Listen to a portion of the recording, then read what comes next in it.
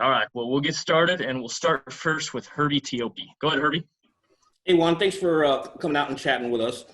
Obviously, you're approaching a year anniversary of your ACL injury, and sometimes when you recover from an injury, there's a mental and a physical aspect to it.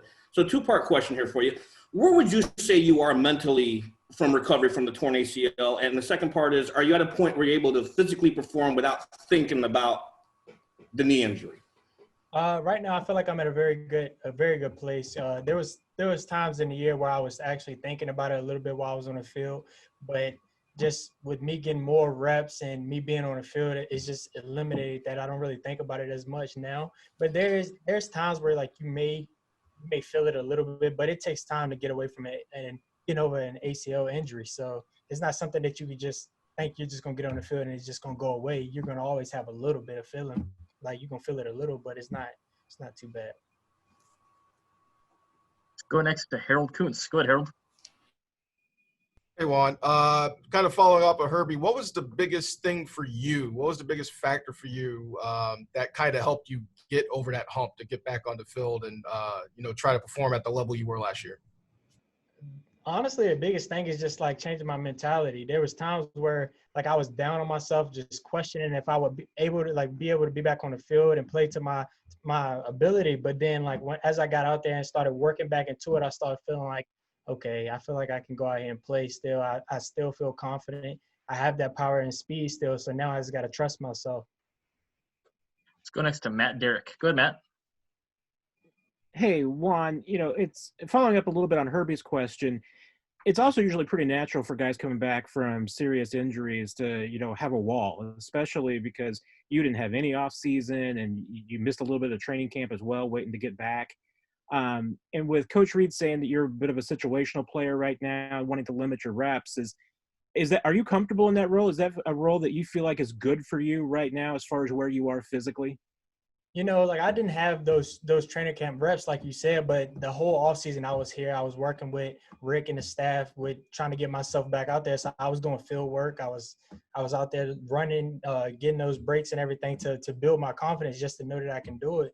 And with the bye week, we had time with Coach Spags. He watched film, I watched film, and he kind of wished that we would have took it a little slower early in the season because we limited my reps to maybe the first game, and then after that I was just out there going 100% pretty much. And you don't win the season in the first few weeks. You have to get better each and every week. So I talked with Coach Spags, and I feel like we're in a really good place right now. We're just taking it one day at a time, one game at a time, and hopefully everything will play out, and I'll be back out there. Go next to Adam Teicher. Go ahead, Adam. Hey, Juan, do you feel like you've consistently been the same player you were toward the end of last season yet this year? You feel like you've been that kind of player yet? I've had some bumps in the road just because of the fact that it's not just something you can just get out there and be 100% right after an ACL injury. But I'm definitely getting back to myself. I can feel myself running a lot faster, breaking a lot better, and becoming more confident as I'm on the field. So I'm definitely getting back to where I was. Let's go next to Nate Taylor. Go ahead, Nate. Juan, earlier in the year, in relation to your return from injury, was so much discussion about the cornerback position and guys either not being there because of health or suspension with Rashad. Now that you've had 2 weeks to play with those guys in front of you, just what are you noticing about the quarterback position and just having everybody available in the secondary as a whole?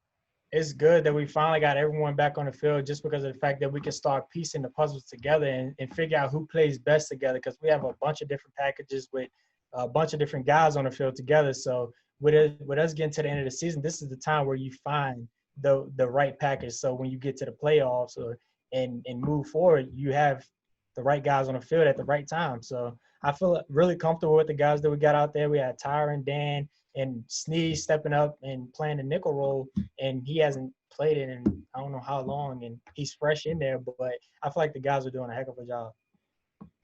Got time for a couple more. We'll go Nick, and then I think Herbie had a follow-up. So go ahead, Nick. Juan, for you, what was kind of one of the bigger surprises or unexpected moments in your recovery that you didn't anticipate? Oh, that's a hard question.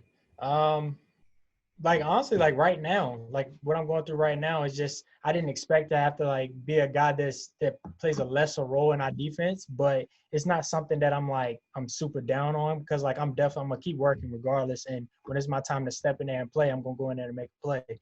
And like I said, hopefully I'll get back out there real soon. And we'll go last to Herbie. Go ahead, Herbie. And when you obviously share a locker close enough to Tyron, and you mentioned his name, but how much have you been in his ear on the best way to approach the recovery from ACL injuries? He's been here pretty much through the whole process. Like I've had a lot of questions for him, and because like he's been through two of them. The main thing he told me is just I got to be patient. There's gonna be times where I'll be one step away from making a play, and it's gonna be real frustrating. But you can't get down on yourself. You got to keep your confidence. Know that you're a good player. And you know that you can play, and it's gonna slowly come back, and you're gonna start making those plays, and then you're gonna be really confident. So that's why I'm not gonna get down on myself because of the fact that I know I still can play. And I still have that ability to make those plays, but I'm just one step away from making the same plays that I was making last year. But I'll be back like real soon.